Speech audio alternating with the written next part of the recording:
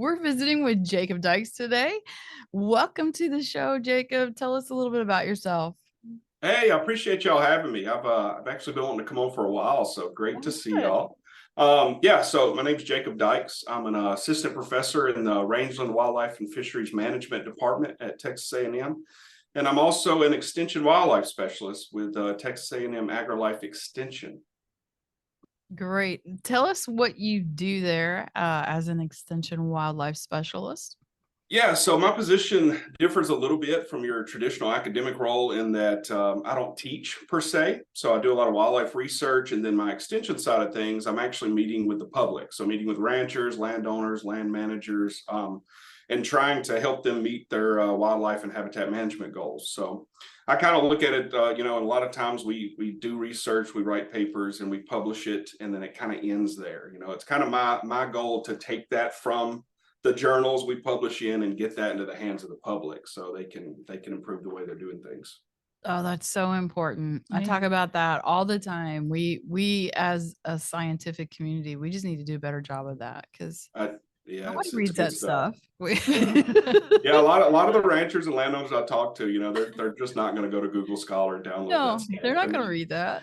Yeah, so Cool, good. Very important work. So, in your research, Jacob, you do a lot of white-tailed deer research. So, we want to talk a little bit about deer. First, could you tell us the various deer seasons when they start and what the outlook might be for hunting this year, given our really hot and really dry summer? yeah, so it is that time of year. 'Tis the season. The dove season just kicked off, which means the first of all hunting seasons are about to begin. So deer season will kick off.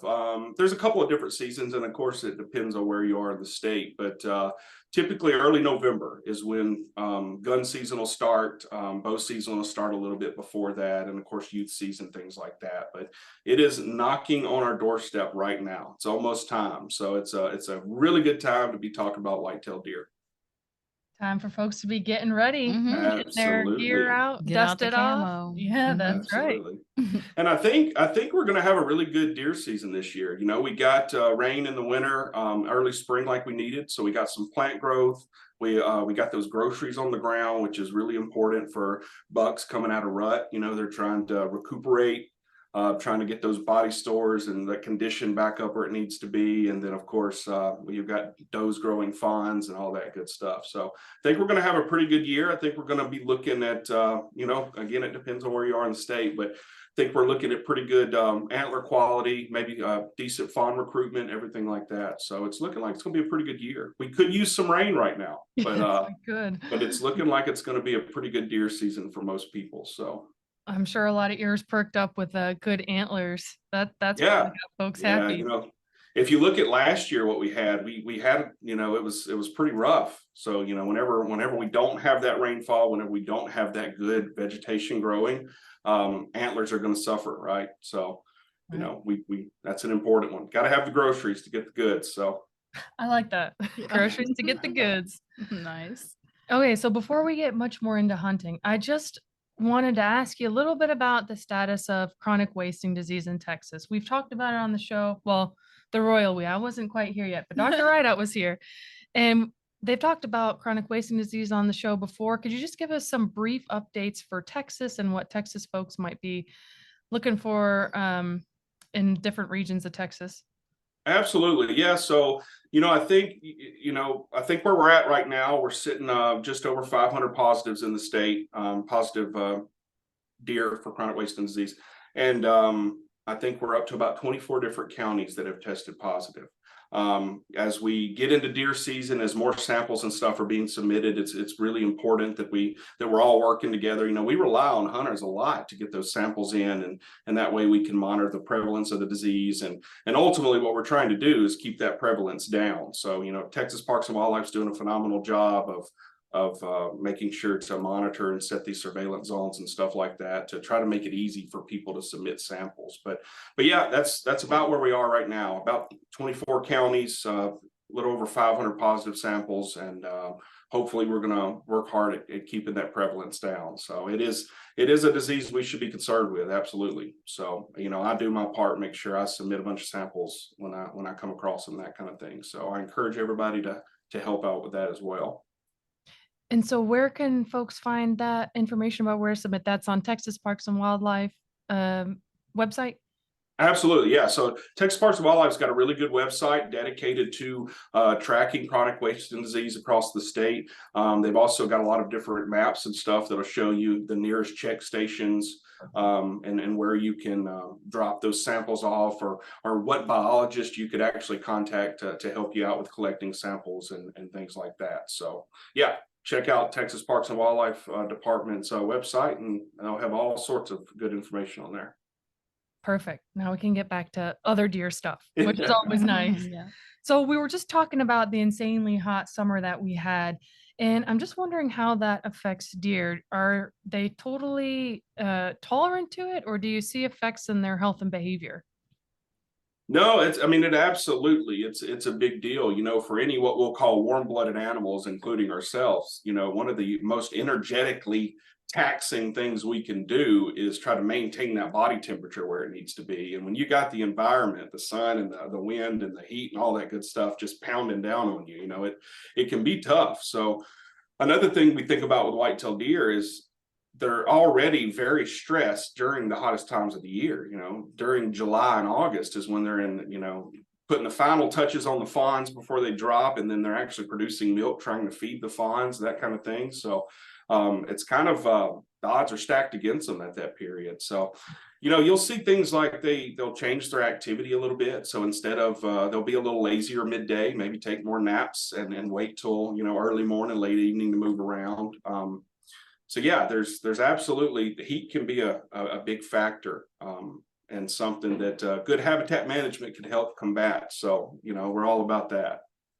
Yeah, naps in the middle of the day. That sounds like me. Hey, it helps. It sure Especially when does. it's that hot. Yeah.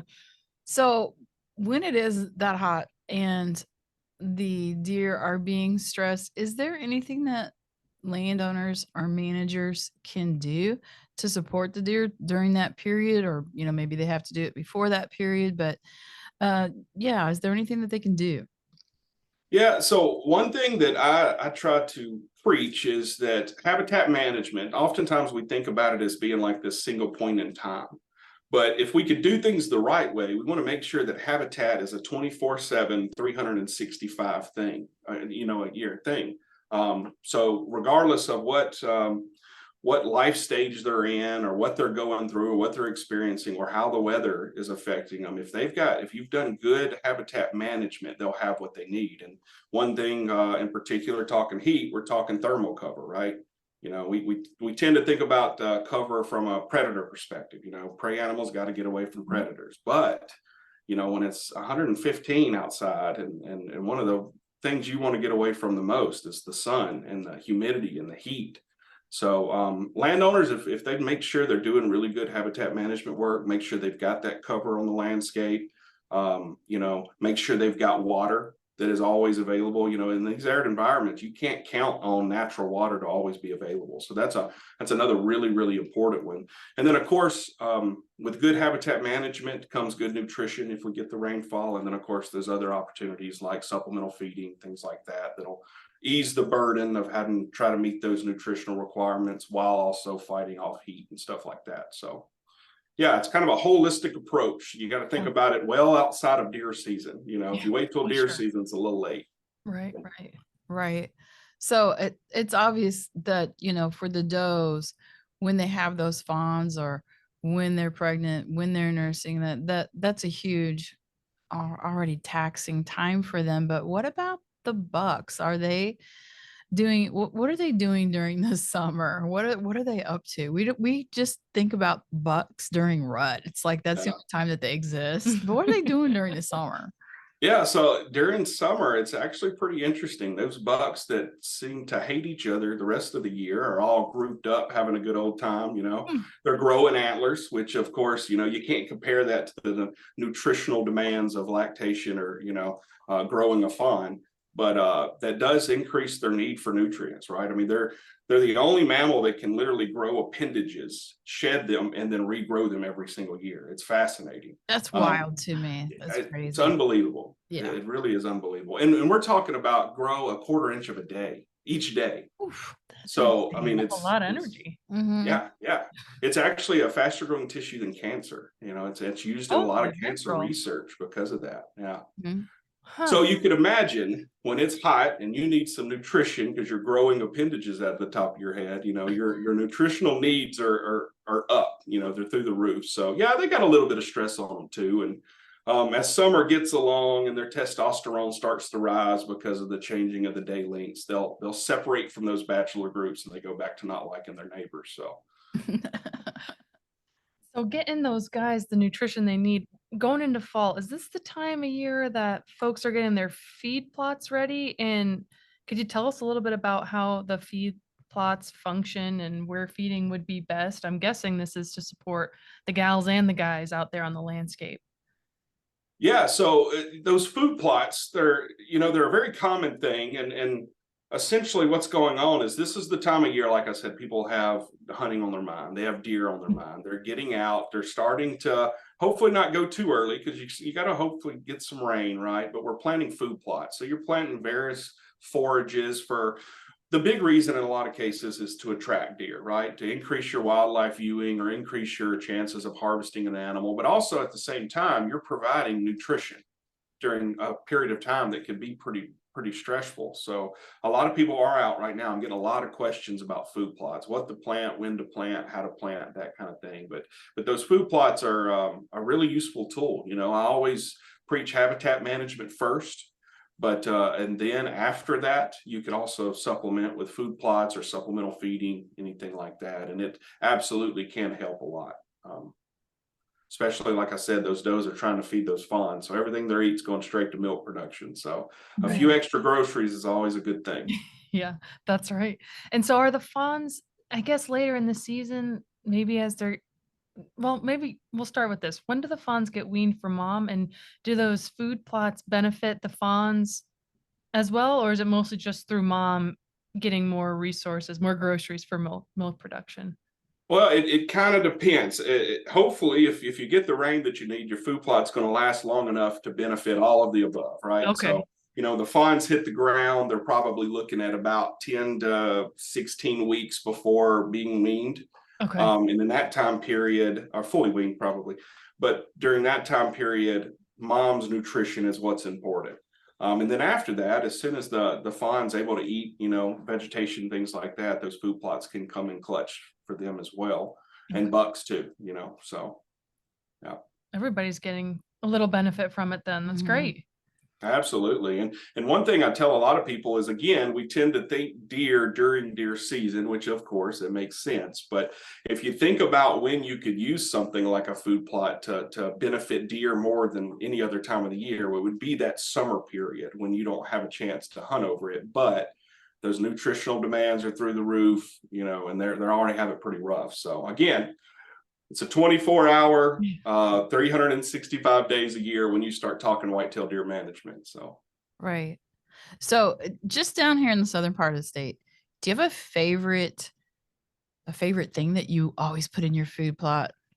You have a go-to I food have or anything? a very pretty much standard mix. I really like, say, oats and wheat, and then a couple of clovers, you know, like maybe a crimson clover, an arrowleaf clover. And the idea here is when I'm planting a food plot, I'm hoping I can make that food plot last as long as possible. So if you pick a couple of forages that grow really quickly, and as they're starting to grow and climax, and as they start to degrade in quality, you got something else that's coming up right behind it.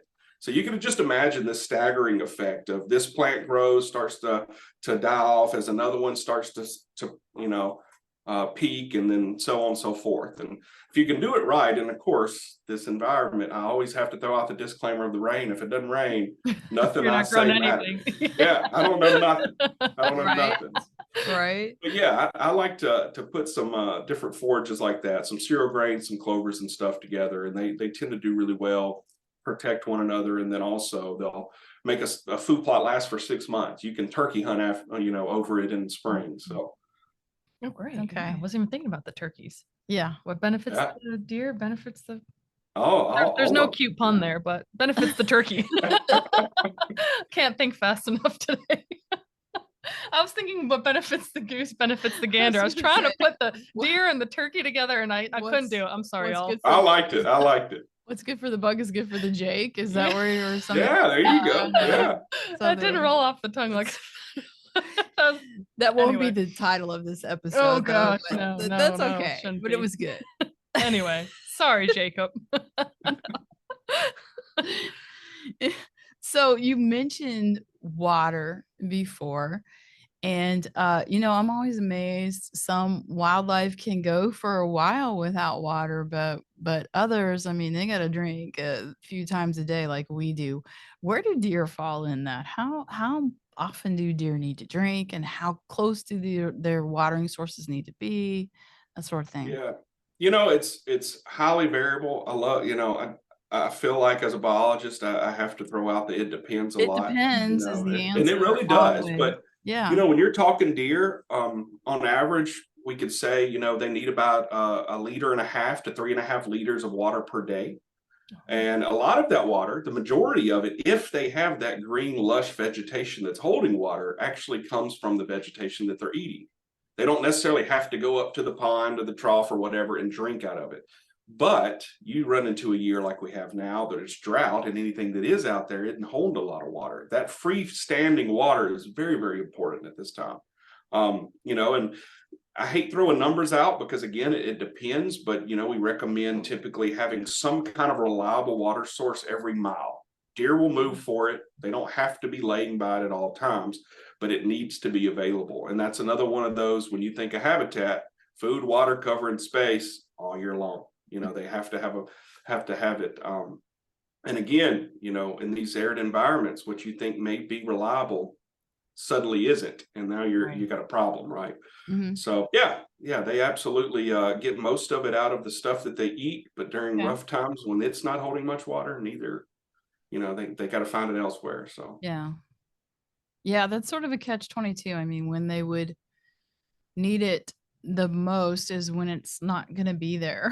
Right. Isn't that interesting? It's like, how did they even evolve with that before we started putting water out for them? Okay. Well, how about the landscape? Do deer use different places in the landscape, different in the winter and in the summer, or just are they looking for different things at different times of the year as far as what's on the landscape? That's another one of those. It depends. Okay. Say for example, typically if they have what they need, they'll often use a smaller area. There's no reason to get out and go further if you've got your food, water, cover, and space all right there, easy to access, that kind of thing. We know that bucks tend to late summer, early fall, get into the rut and stuff. They start to use a larger area of their home range. They move more, that kind of thing.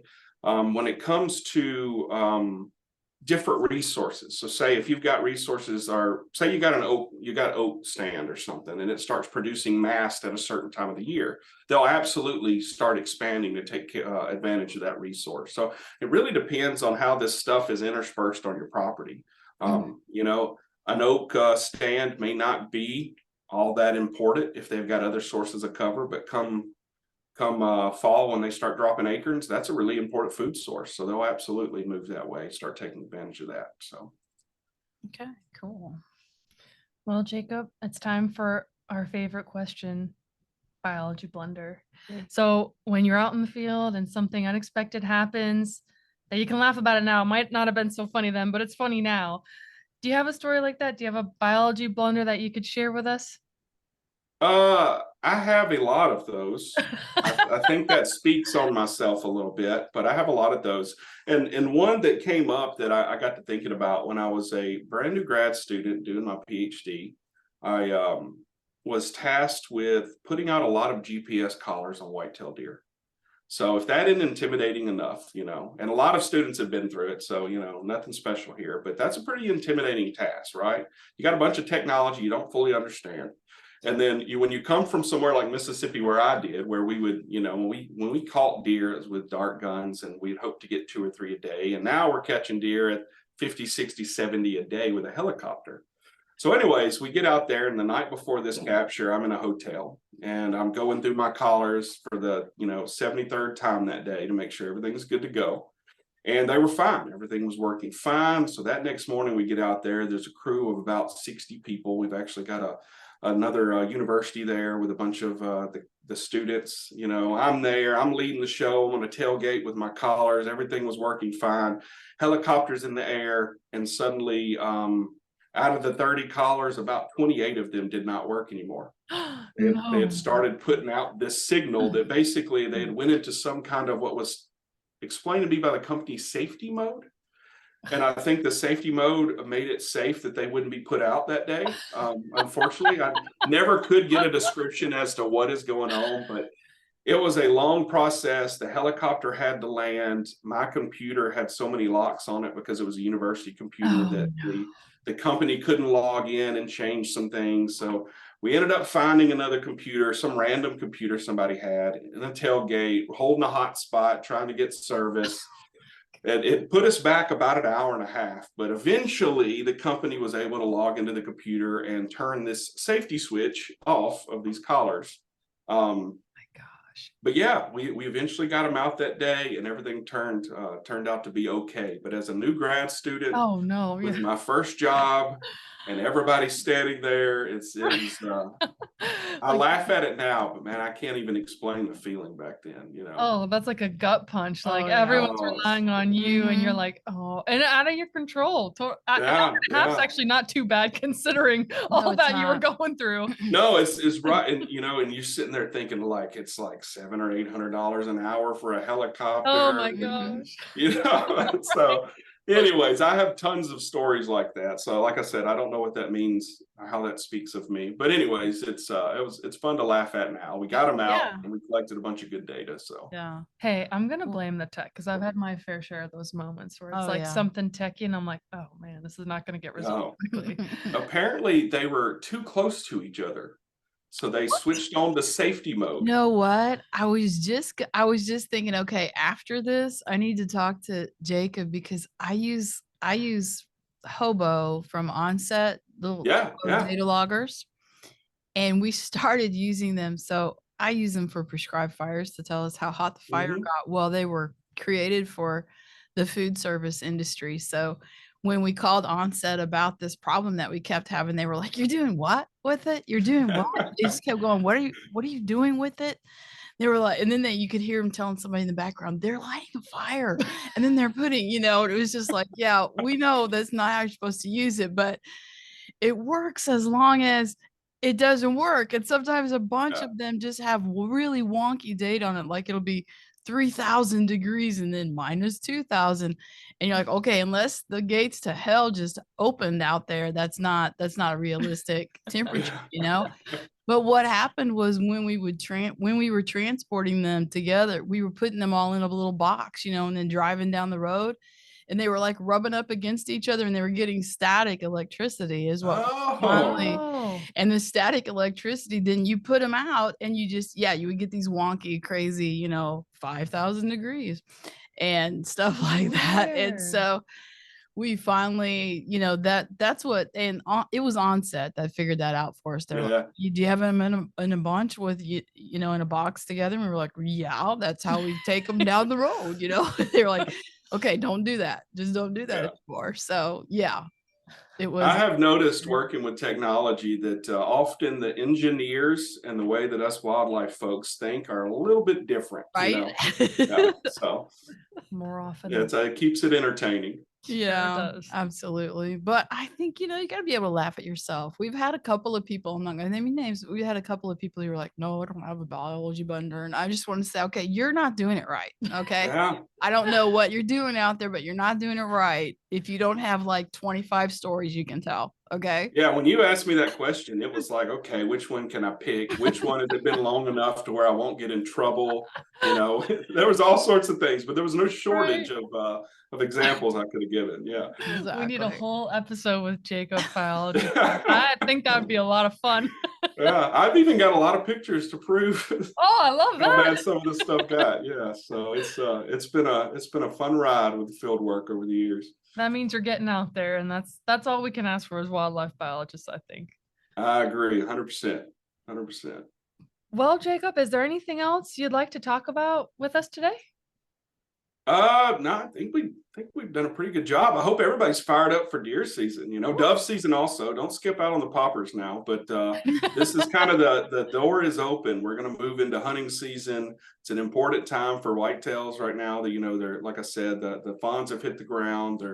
They're being fed and growing quickly, and the bucks are putting their final touches on antlers. So it's a good time of year in my book. So It is. That's fantastic. Thank you so much for being here. I've enjoyed talking to you and learning more about deer and CWD update and the whole thing. I appreciate you having me. This has been a blast. So. Okay. Well, thanks so much, Jacob. And remember, everybody, don't feed the wildlife.